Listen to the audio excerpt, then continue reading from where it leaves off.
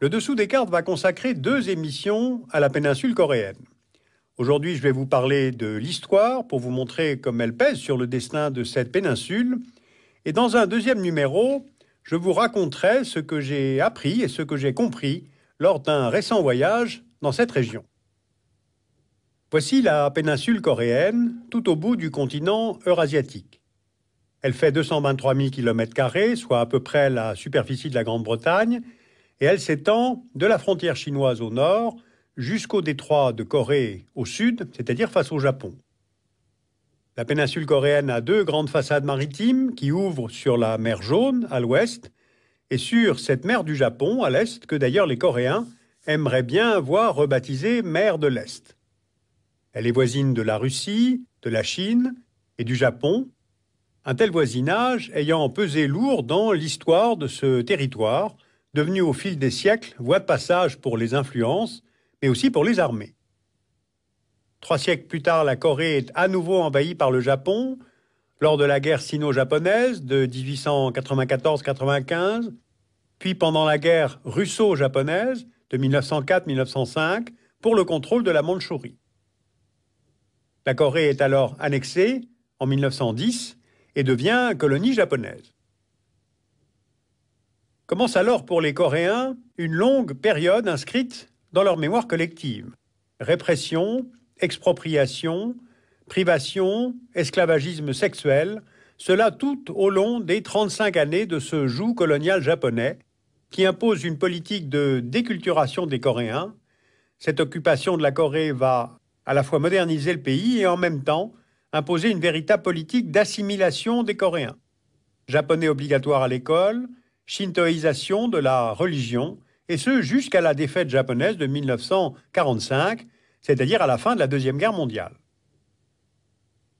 La libération du pays arrive par l'extérieur, avec l'entrée des troupes russes le 10 août 1945 et celle des troupes américaines par le sud. Le pays est alors divisé en 2 zones de contrôle, soviétique au nord, américaine au sud, de part et d'autre du 38e parallèle. Et ainsi, 2 républiques sont instaurées à partir de 1948. Eh bien, c'est sur ce territoire de la Corée que sera livrée la première guerre de l'affrontement Est-Ouest liée à la guerre froide. En juin 1950, des troupes nord-coréennes soutenues par l'URSS lancent une offensive au sud du 38e parallèle et vont jusqu'à Séoul.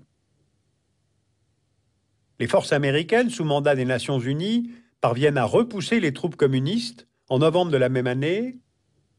Puis la Chine entre en scène avec plus de 800 000 hommes et repousse à son tour les Alliés et reconquiert Séoul. Et ce va-et-vient s'interrompt en janvier 1953 sur la ligne du 38e parallèle. Le pays est dévasté. On compte près de 2,5 millions de victimes chez les militaires, entre 2 et 5 millions de morts parmi les civils. L'armistice est signé à Panmunjom en juillet 1953, mais 3 années de guerre acharnée n'ont modifié ni les frontières, ni même vraiment le rapport de force. Retour au statu quo antebellum, le pays reste coupé en 2 par ce 38e parallèle, et il l'est toujours aujourd'hui en 2010. Dans la péninsule coréenne, la fin de la guerre froide n'a pas fait tomber le mur. Voilà donc le décor historique brièvement planté. Fin novembre 2009, je me suis rendu le long de ce 38e parallèle pour voir à quoi cela ressemble exactement. D'une mer à l'autre, d'est en ouest, la ligne de séparation entre les 2 Corées fait 250 km de long sur 4 km de large. Cette largeur correspond à un no man's land. Les 2 armées sont encore face à face, mais pas directement au contact. Ce territoire, presque vide, hors souveraineté, c'est ce qu'on appelle la DMZ, la zone démilitarisée. Plusieurs villages d'agriculteurs sont restés là, ni vraiment au nord, ni vraiment au sud.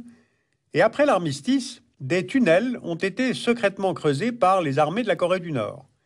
Ils partent du nord de la ligne de démilitarisation pour déboucher en Corée du Sud, permettant ainsi, en principe, des attaques surprises. Des déserteurs nord-coréens ont révélé leur existence, puis indiqué leur emplacement. Et ces tunnels permettent le passage de 2 soldats de front tout au plus. Ils sont étroits, donc leur fonction militaire est tout de même douteuse.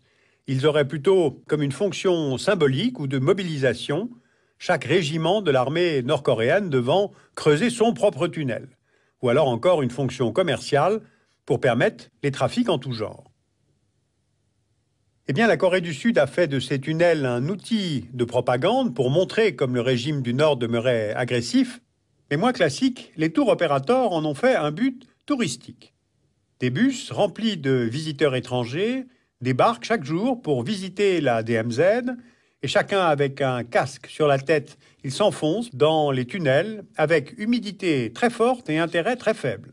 On écoute un peu de propagande, on achète des casquettes et des t-shirts DMZ, sans avoir le moindre élément de réponse aux deux questions majeures qui demeurent. Quid de la réunification? Et deuxièmement, quid de l'armement nucléaire en Corée du Nord? La Corée du Nord a procédé à des tests nucléaires. Le dernier date de mai 2009. Elle est dotée d'un important arsenal balistique à courte, moyenne et longue portée. On voit sur cette carte la portée de ces missiles et ils peuvent menacer la Corée du Sud, mais aussi le Japon. Le régime nord-coréen fait alterner menaces nucléaires et appelle à la générosité, car cette dictature communiste en place de père en fils depuis 60 ans fait en sorte que sa propre population, qu'elle ne sait pas nourrir, ne meurt pas de faim.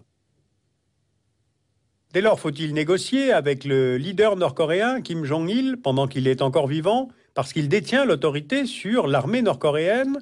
Ou bien faut-il au contraire attendre son successeur, un de ses fils probablement?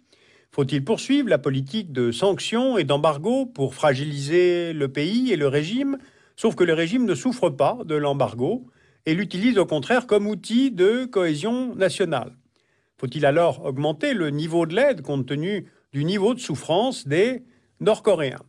En tout cas, de tous mes entretiens sur ce sujet, je ne dégage qu'une seule certitude: la réunification n'est pas pour demain. Personne ne semble y avoir intérêt, ni la Chine, ni le Japon, ni la Corée du Nord, dont ce serait la fin du régime.